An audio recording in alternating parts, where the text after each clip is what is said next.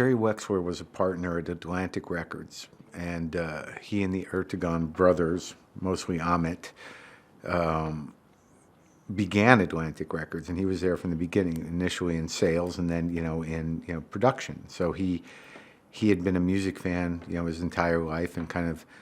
grew up during the great jazz age, and then on into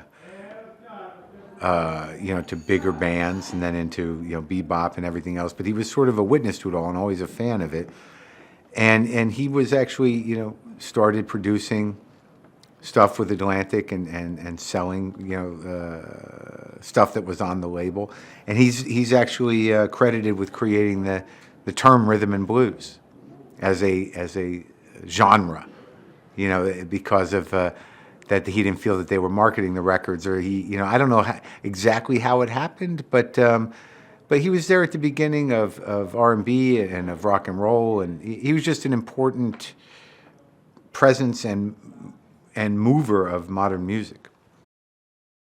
I think he gave her a little more freedom, and he got her out of I don't know if it's her comfort zone, but I think that the way Columbia was structured and the way John Hammond handled her, it was very sort of it was a sterile environment, and he had a very specific way of working, and it was a more traditional way of working. And I think by the time that Jerry had found that studio that he was working with in Muscle Shoals, that in and of itself was unorthodox. He grew to like this particular group of musicians. He liked pulling people out of the sort of mainstream trappings of how music was recorded at the time and how hits were made at the time. And I think he gave her a lot of leeway in terms of